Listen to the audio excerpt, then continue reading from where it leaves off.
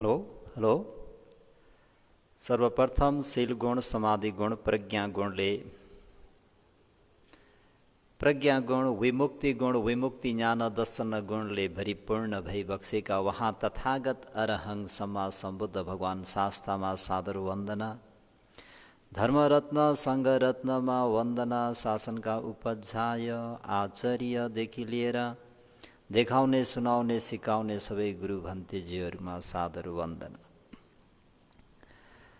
र गुरुवरहरूको आशीर्वादलाई शिरोधारण गरी सद्धर्म प्रेमी उपासकोपासिकाहरूमा दिनानुदिनको मङ्गलमयको शुभ मैत्री कामना व्यक्त गर्दै रत्नतय शरणानुभावेन त्रिरत्नको अनुभावले सबैको मङ्गल होस्, भलो होस्, कल्याण होस्।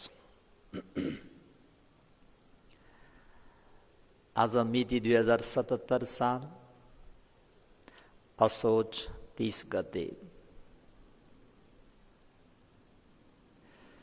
साँझ 7 बजे एकछिन हरियो अठङ्गीको मग्गो भन्ने आर्य अष्टाङ्गिक मार्ग धर्मोपदेश श्रवण गरौँ। हुन त बोधिपक्षीय दि पनि उपदेश गर्दै आएको हो। 4 सतीपठान, 4 सम्यक प्रधान, 4 इद्धिपात र 5 इन्द्रिय, 5 बल, सप्तभुजङ्ग र अहिले आर्य अष्टाङ्गिक मार्ग अस्ति व्याख्या गरे। आज केही दिन बिचमा ग्याप भयो। आज फेरि त्यसैलाई निरन्तरता दिउँ। किलेसे मारेन्तो निब्बानं गच्छति ति एते नाति मगो। यो मार्गङ्ग भनेको कस्तो त भन्दाखेरि किलेसे मारेन्तो मनमा भएका क्लेशहरूलाई, जे जति पनि छन्, दृष्टि आदि गरिएका क्लेश, सामान्य राग द्वेष मोह आदि गरिएका क्लेशलाई मारेन्तो मार्ने क्षमता भएको, हटाउने पन्छाउने क्षमता भएको एक यानो मगो, एक मात्र राजमार्ग। Only way, no other way भन्छ नि यो मार्गलाई। फेरि सबै एकै हो चाहिँ नभन्नु नि है। Only way, no other way. मन पर्छ क्या यो शब्द। यो एक मात्र मार्ग। देव ब्रह्म मनुष्य सम्पूर्ण प्राणीहरूले आफ्नो क्लेशलाई निर्मूल गर्नको निम्ति भगवान शास्ताले जसलाई बक्सनु भएको यो आर्य अष्टाङ्गिक मार्गलाई धारण गर्नुपर्ने, पालन गर्नुपर्ने, भाविता गर्नुपर्ने, जुन जुन प्राणीले भाविता गर्छ, पालन गर्छ, धारण गर्छ, अभ्यास गर्छ, त्यो व्यक्ति सद्गाय दृष्टि आदि र राग आदि गरिएका, द्वेष आदि गरिएका क्लेशहरूलाई हटाउने, पन्छाउने, निर्मूल गर्ने, मार्ने। सोझै भन्दा त किलेसे मारेन्तो भन्यो नि त। निब्बानं अपाय दुःख र वट दुःख सम्पूर्ण समाप्त भएको, शान्त भएको, परम शान्ति सुख निर्वाणमा पुर्याउन सक्ने सामर्थ्य भएको हुनाले मघो मार्ग भनिन्छ। सद्धर्म प्रेमी उपासको उपासिकाहरू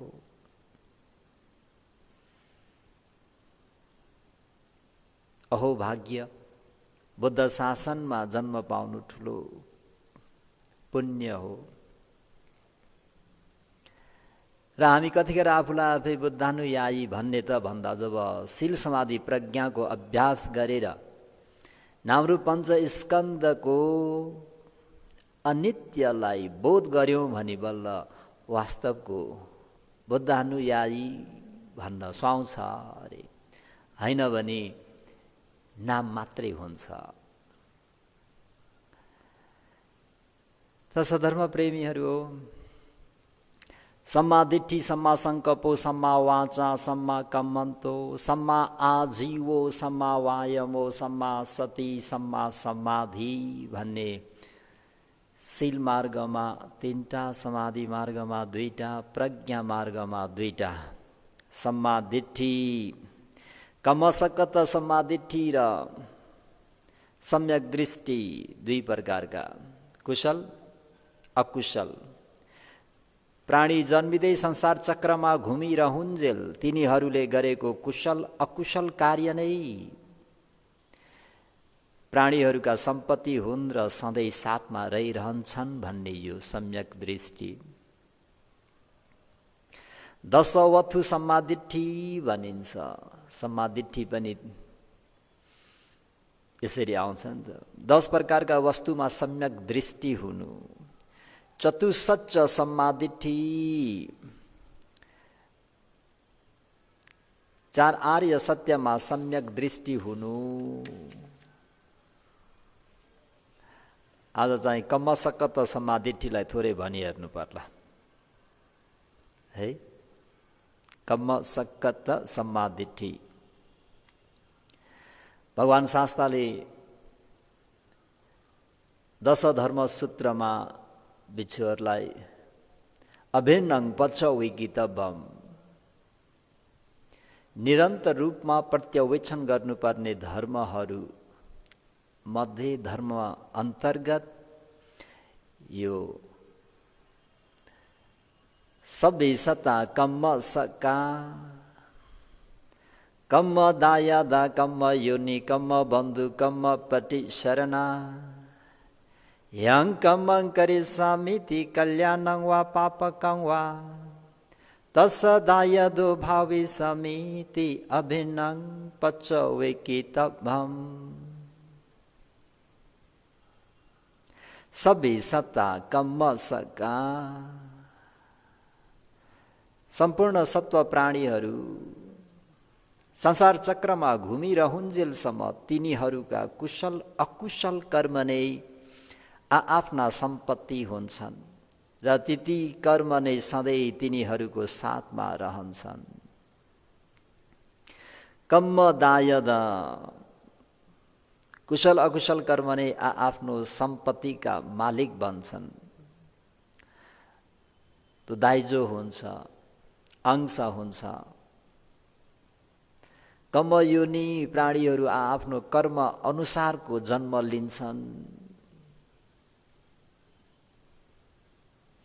कम्म बन्धु वास्तवको मित्र बान्धवा बन्धु भनेको आफ्नो कर्म मात्र हुन्छ। कम्मपट्टि शरणा कर्म नै तिनीहरूको आफ्नो के हो प्रतिशरण हो, सच्चा वास्तवको शरण हो, भरोसा हो, आधार हो। यं कम्मं करिष्यामीति कल्याणं वा पापकं वा तस्सदायदा भविष्यन्ति। प्राणी जन्म लिँदै संसार चक्रमा घुमिरहुन्जेल तिनीहरूले गरिएका शरीर वचन मन कुशल अकुशल कर्म नै तिनीहरूका अंशियार हुन् भनेर तपाईँ हामीहरूले बुझ्नु नित्यन्त आवश्यकता छ। र आज अलिकति कम्मसकत सम्मादिट्ठीलाई अलिकति व्याख्या गर्छु। सबै सत्ता कम्मसका कम्मसका यस श्लोकमा जे जति पनि चौपायहरू छन्, हात्ती घोडा गाई गोरु भेडा बाख्रादेखि लिएर जग्गा जीवन खेत गाडी घर धन सम्पत्ति सुन चाँदी आदि धनहरू छन्। ती धनहरू मृत्यु हुनुभन्दा अगावै केही क्षणसम्म मात्र हाम्रा हुन् भनी भन्न सकिन्छ। मृत्यु हुनुभन्दा अगावै केही क्षणसम्म मात्र है। ती धन सम्पत्तिहरू मृत्यु हुनुभन्दा अगावै मात्रै केही क्षण मात्र हामीहरूका हुन्। तर मृत्यु पश्चात ती धन सम्पत्तिहरू मृत्यु हुने व्यक्तिको संसारमा जान्छ जाँदैन जाँदैन है। ती धन सम्पत्तिहरू केही समयको लागि मात्र प्रयोग गर्नको निम्ति अन्य व्यक्तिहरूसँग सापट्टी लिएको वस्तुहरू जस्तै हो। ती धन सम्पत्तिहरू हाम्रो जीवन छँदैमा पनि क्षणभर भित्रै नाश हुन सक्छ। त्यस कारणले भनिएको त्यसर्थ संसारमा जन्म जन्मान्तरमा परिवर्तित हुँदै आइरहेका प्राणीहरूको त्यस जन्मान्तरमा परिवर्तित हुँदै आइरहेका ती धन सम्पत्तिहरू तिनीहरूको अर्को जन्मसम्म साथमा नआइकन ती जन्महरूमा नै त्यसै छाड्नु पर्ने हुन्छ। त्यसर्थ बोधिसत्वहरूले मेरा हजुरबाले पनि छाडेर जानुभयो, मेरा मातापिताले पनि छाडेर जानुभयो, मेरा आफन्त नातागोता इष्टमित्रहरूले सञ्चित गरेर राखिरहेका सञ्चय गरेर राखेका ती धन सम्पत्तिहरू छाडेर जानुभयो, म त छाड्दिन भनेर हामी जातकहरू पढ्दाखेरि प्राय बोधिसत्वले महान दान गरिएको देख्नमा आउँछ। त्यही भएर बुद्ध कारक धर्म अन्तर्गत पारमिता गुणधर्म अन्तर्गत दान पारमीबाट सुरु गरिएको छ। दानशीलञ्च नेखमं पञ्ञा विरियेन पञ्चमम् खन्ति सच मदिठानं मेतु पेखाति मादसाति। भनेर 10 पारमितामा पहिलो नै के त भन्दाखेरि दान पारमी। त्यही भएर हाम्रो बोधिसत्व सुमेध ऋषिले पहिलो मनन चिन्तन नै के त भन्दा दीपङ्कर तथागतले मलाई तिमी भविष्यमा गौतम सम्मा सम्बुद्ध हुन्छौ भनेर भविष्यवाणी त दिनुभयो, म कसरी त्यो बुद्ध कारक धर्म चाहिँ के हो त भनेर चिन्तन मनन गर्दाखेरि प्रथमम दानम पारमी, पहिलो दान पारमितालाई मनन गर्नुभयो है।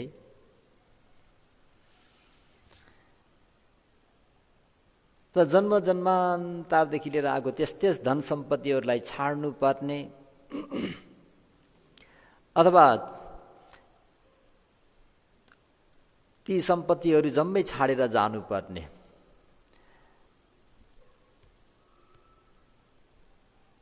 त्यसो हुँदा वास्तवमा ती जम्मै प्राणीहरूको आफ्नो निजी सम्पत्ति भन्नु उचित छ त भन्दा छैन।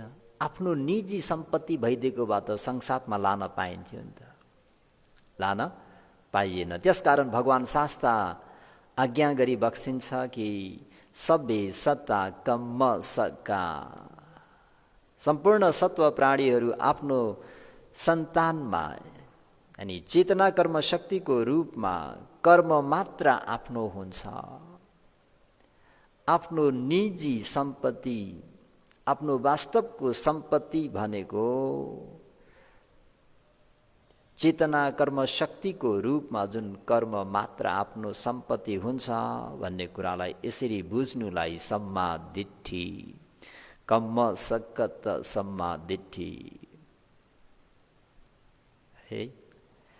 प्राणीहरूले गरेका शरीर वचन मन कर्म मात्र यस जन्म र अर्को जन्ममा सधैँ साथमा रहन्छ भन्ने कुरा बिर्सिनु भएन सद्धर्म प्रेमी उपासक उपासिकाहरू। प्राणीहरू सबै आफ्नो कर्मले नै आएका छन्। श्रीमानले श्रीमतीको निम्ति अकुशल कर्म गर्न हुँदैन। मम्मी पापाले मातापिताले आफ्ना छोराछोरीहरूको निम्ति भनेर अत्याचार गरेर धन सम्पत्ति सङ्ग्रह गर्न हुँदैन। त्यो कर्म जसले गरेको त्यसैले भोग्नुपर्ने हुन्छ है।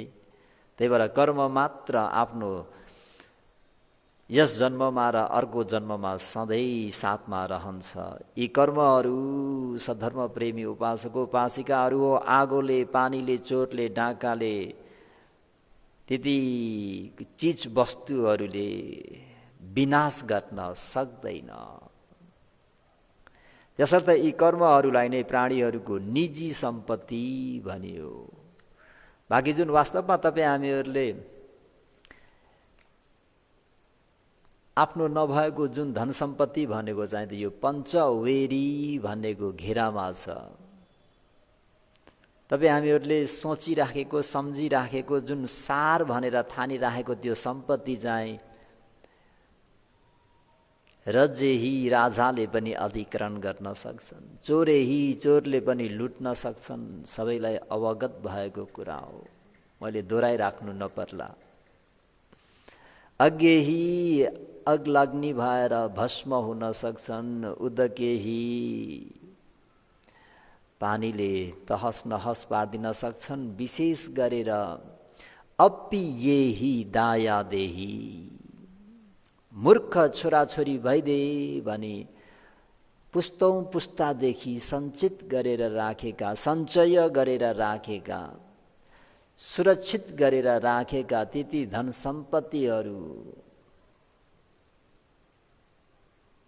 आफ्नै सन्ततिहरूबाट, आफ्नै सन्तानबाट सबै तहस नहस हुन सक्छन्।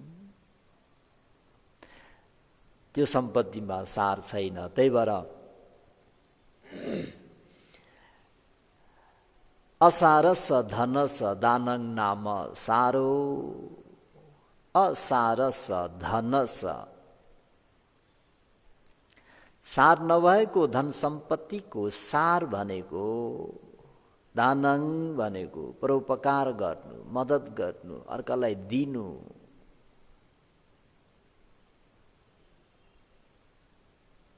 त्यसरी मात्रै सार हुन्छ। र यहाँ कर्म भनेको पनि शरीर वचन मन तीनद्वारबाट हुन्छ। त कायिक कर्मको अर्थ हो हात खुट्टा आदि शरीरका सबै अङ्ग प्रत्यङ्गबाट गरिने क्रियाकलापलाई भनिन्छ। वची कर्मको मतलब हो मुख, जिब्रो र घाँटीबाट निस्किने शब्द प्रयोगलाई भनिन्छ भने मानसिक कर्म भन्नु नै मनको विचारलाई भनिन्छ। र यो शरीर वचन मन कर्मलाई तीन कर्म भनिन्छ। त सबै प्राणीहरू निदाएको समयलाई छाडेर जागृत अवस्थामा ती तीन कर्ममा संलग्न रहन्छन् सद्धर्म प्रेमीहरू। यो कर्मबाट कोही पनि विहीन रहित हुँदैनन्। तिनीहरूले सानो वा ठुलो सबै काम यी तीनै कर्ममा संलग्न भई गर्दछन्। निदाएको बेलालाई छाडेर प्राणीका यी तीन कर्म निदाएको बेलामा चाहिँ अलिकति के हुन्छ त भन्दा शान्त र सुषुप्त हुन्छ। अरू बेलामा यो तीन कर्मबाट केही न केही गरि नै राखेको हुन्छ। त यसमा कुशल कर्म अकुशल कर्म भन्ने सबैलाई अवगतै छ। 10 किसिमका दुराचरणहरू पानातिपाता प्राणीहरूलाई शास्ति दिने, मार्ने, काट्ने, कुट्ने, पिट्ने, अदिन्न दाना अर्काको समान वस्तुहरू चोरी लिने, कामेषु मिच्छाचारा पर स्त्री वा पर पुरुषहरूप्रति मिथ्याचार गर्ने, यो शरीरबाट हुने तीनटा कर्म। वचनबाट मुसावादा, फरुसा वाचा, पिसुना वाचा, सम्फपल्लप वाचा। मुसावादा भनेको सबैलाई अवगत छ, झुटो वचन बोल्नु, पिसुना चुक्ली गर्नु, फरुसा कठोर कडा गाली गर्नु, सम्फपल्लप नचाहिँदो वायतका कुरा गर्नु। यो वची दुश्चरित्र। मनोदुश्चरित्र अभिज्ञा, अर्काको सजीव निर्जीव वस्तु मेरो भइदे हुन्थ्यो भन्ने त्यो लोभ इच्छा। व्यापाद, अरूको जान प्राण नाश भए हुन्थ्यो भन्ने एक प्रकारको क्रोध भनौँ, द्वेष मिथ्यादिठी, मिथ्या धारणा। यी 10 अकुशल क्रियायुक्त सबै जीवनयापन गर्ने, धन सम्पत्ति कमाउने आदि शरीर वचन मनबाट जे जति पनि कर्महरू गरिन्छ वा अथवा यी कर्महरू छन्, ती सबै यस जन्मको निमित्त गरिने अकुशल कर्महरू हुन्। अकुशल कर्म।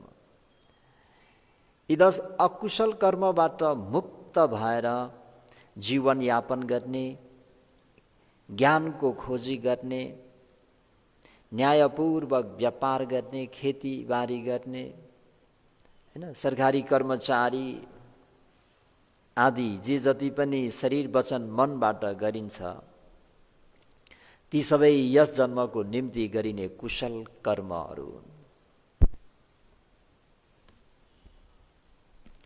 हेलो। 10 अकुशल कर्म मुक्त दान दिनु, शील पालन गर्नु, उपवास बस्नु, ध्यान भावना गर्नु, बुद्ध धर्म सङ्घको शरणमा जानु, आफूभन्दा ठुलोलाई आदर सम्मान गर्नु, जति पनि 10 पुण्य क्रियाहरू जो छन्, त्यो शरीर वचन मनबाट गरिने ती कर्महरू जो छन्, भावी जीवनको निम्ति यसै जीवनमा गरिने कुशल कर्महरू हुन्। यसलाई भावी जन्ममा गर्नाले भविष्यको जीवन राम्रो हुन्छ भनेर पनि यसरी सम्यक दर्शन, सम्यक दृष्टि भइराख्नु नित्यन्त आवश्यकता छ। 10 अकुशल कर्म मध्ये एक न एक अकुशल कर्म, चाहे त्यो यस जन्मको निमित्त होस् अथवा भावी जन्मको निमित्त होस्, भावी जन्ममा अपाय दुर्गतिमा पतन गर्ने खालके हुन्। त्यसकारण यसलाई भावी जन्मको निमित्त गरिने अकुशल कर्म भनिन्छ। अहिले हामीहरूले जे जति पनि नराम्रो कर्महरू गर्छौँ, नराम्रो कर्मले तपाईँ हामीहरूलाई 4 अपाय दुर्गतिमा पतन बनाउँछ भनेर यसरी बुझिराख्नुपर्छ।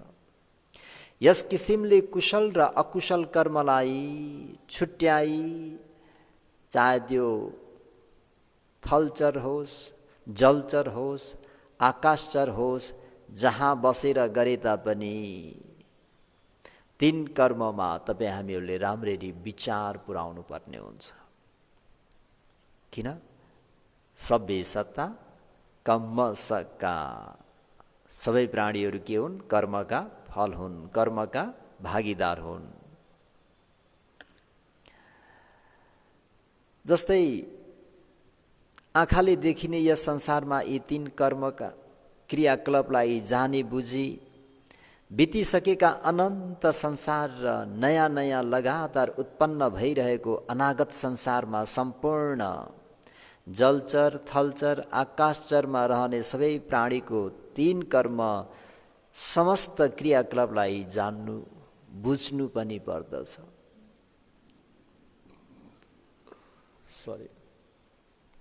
है, यस लोक धातु विश्वमा जस्तै चारै दिशामा अरू अनगन्ती लोक धातुहरू जो छन्, त्यसमा पनि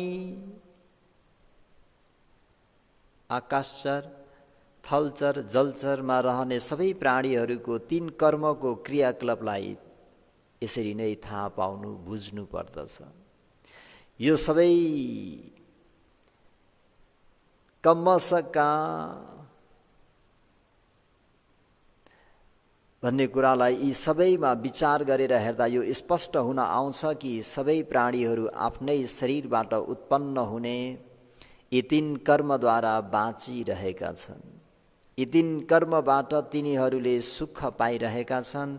यी 3 कर्मद्वारा तिनीहरूले विभिन्न प्रकारका कल्याणकारी फलहरू उपभोग गर्न पाइरहेका छन् र यी 3 अकुशल कर्मद्वारा अनेक प्रकारका दुःख भोग्नु परिरहेको छ। यसै जीवनमा पनि उनीहरूले सुख केले पाइरहेका छन् त भन्दा शरीर, वचन, मनबाट गरेको कुशल कर्मले उनीहरूले के गरिरहेछन्? कल्याणकारी फलहरू उपभोग गर्न पाइरहेका छन्।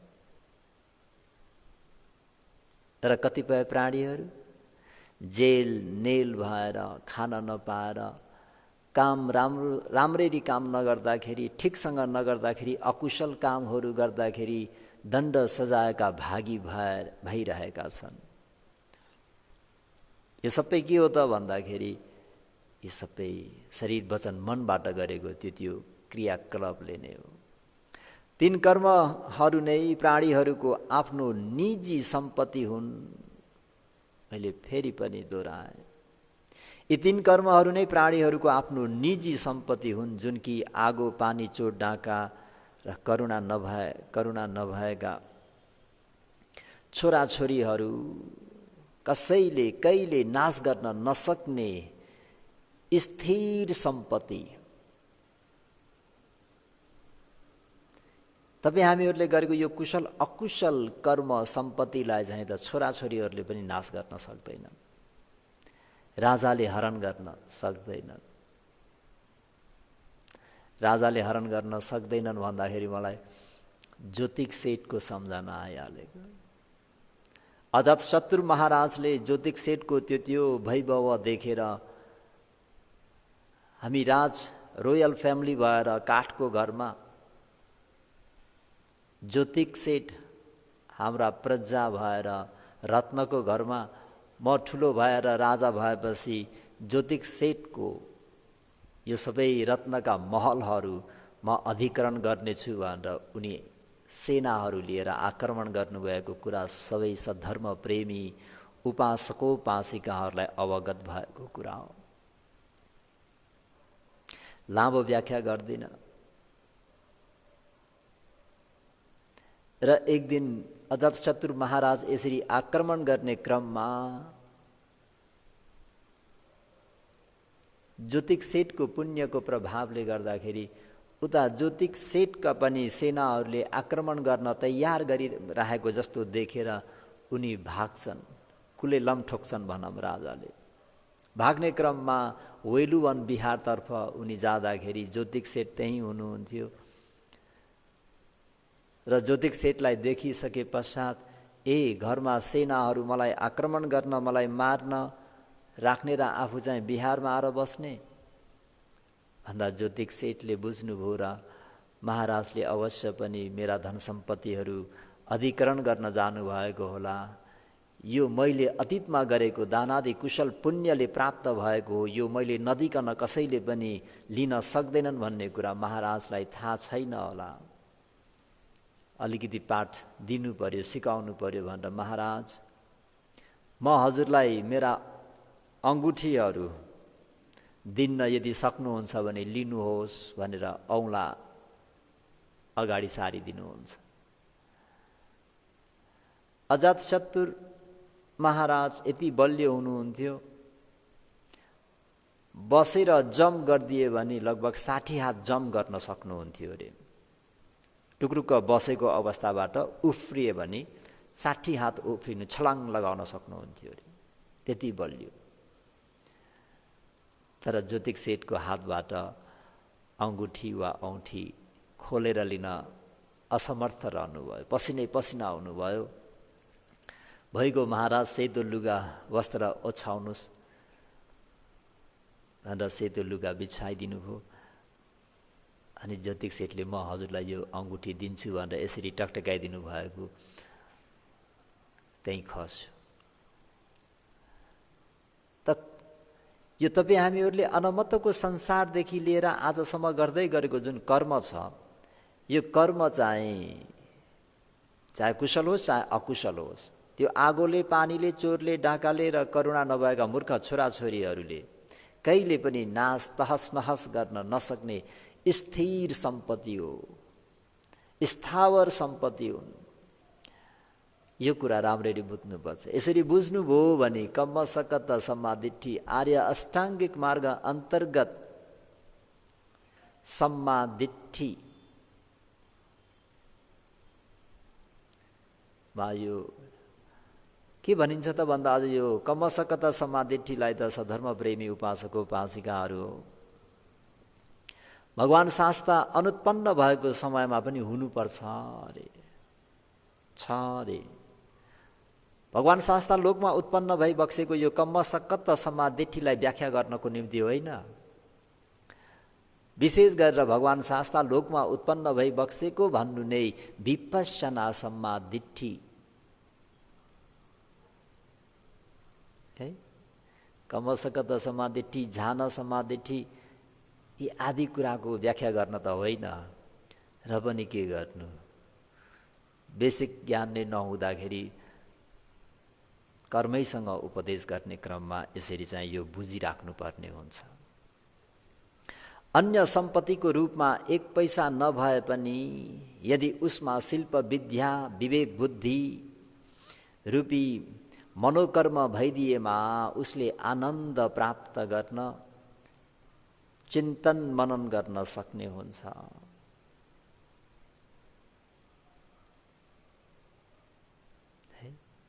यसैले भगवान शास्त्र भन्नुहुन्छ सबै सत्ता कम्म सका, सबै प्राणीहरू के हुन्, कर्मका फल हुन्, कर्मका भागीदार हुन् भन्ने कुरा हो। हाम्रो श्यामावती उपासिकाहरूलाई हेरेर पनि हामीहरूले उदाहरण लिन सक्छौँ। चक्षुपाल आदिलाई हेर्ने हो भने पनि उदाहरणहरू स्वरूप हामीले विभिन्नलाई दिन सक्छौँ। जस्तै भगवान शास्त्रलाई पनि सबै सत्ता कम्मसका भन्ने कुराको प्रसङ्गमा ल्याउने हो भने जस्तै 12 विपाकहरू छन्, अद्वितीय सम्मा सम्बुद्धमा पनि त्यो प्रशंसाहरू त छँदैछ, लाभ त छँदैछ, बेला बखतमा निन्दा गर्ने निस्किनु, लान्छना लगाउनु चतुपरिषदको माझमा, देवब्रह्म मनुष्यहरूका आदरणीय पूजनीय माननीय गुरु शास्ता भएका सम्मा सम्बुद्धलाई पनि चतुपरिषदको माझमा ए श्रमण गौतम भनेर त्यो वचन कर्म लगाउनु, ती सबै पनि के भनिन्छ त भन्दा अघि भनियो नि, प्राणीहरूको आफ्नो निजी सम्पत्ति भनेको आगोले जलाउन सक्दैन, पानीले बगाउन सक्दैन, चोरले लुट्न सक्दैन, डाकुले चोर्न सक्दैन। हरेक कुशल अकुशलहरूको केही शेष रहेका पनि त्यो फल भोग्नै पर्ने हुन्छ, विपाकहरू भोग्नै पर्ने हुन्छ भनेर यसरी बुझ्नुहोस्। म उदाहरण दिन चाहिँ गइनँ। अब यो उदाहरण चाहिँ हजुरहरूले आफैले कसको प्रसङ्ग अझै उपयुक्त हुन्छ आफै जोड्नुहोस्। त्यसो हुँदाखेरि हजुरहरूलाई पनि के हुन्छ त भन्दा यसरी विचार गर्ने, विवेक गर्ने, ज्ञानहरू वृद्धि भएर आउँछ। मैले यहाँदेखि व्याख्या गरिदिएँ भने ओहो कति आनन्द आयो है भन्ने हुन्छ। त आधा घन्टा जस्तो पनि भयो। त आजको सबै सत्ता कम्मसक्का अझै सिद्धिएको त छैन, अलिकति बाँकी छ। बाँकी रहेका कुराहरू समाधिठीलाई यसरी नै व्याख्या गर्दै जानेछु। स्वास्थ्यले साथ दिउन्जेल, कर्मले साथ दिउन्जेल भने जस्तै आजको उपदेशलाई यहीँ नै अन्त गर्न चाहन्छु। भवतु सब्ब मङ्गलम, सबै सत्व प्राणीहरूको मङ्गल होस्, भलो होस्, कल्याण होस्, सबैमा सम्यक दृष्टि सम्यक दर्शन होस्। कहाँसम्म त भन्दा चतुसच्च सम्मादिट्ठी हैन, कम्मसकता सम्मादिट्ठी लिएर चतुसच्च सम्मादिट्ठीसम्म सम्यक दर्शन होस्। हामी धम्मपदमा छ नि, मग्ग नठङ्गीको सेठो मार्गहरू मध्येमा के हो, आर्य अष्टाङ्गिक मार्ग नै श्रेष्ठ हो। सच्चानङ चतुरोपदा, सत्यहरू मध्येमा 4 आर्य सत्य। त यो 4 आर्य सत्य सम्यक दर्शन सम्यक दृष्टि प्राप्त गर्न सक्ने सत्नर नारीहरू भएर सम्पूर्ण संसार दुःख चक्रबाट मुक्त हुने यो हेतु बनोस्, कारण बनोस् भन्दै उपदेशलाई यहीँ नै अन्त गरे। हजुरहरूको मङ्गल होस्, भलो होस्, कल्याण होस्। साधु साधु साधु।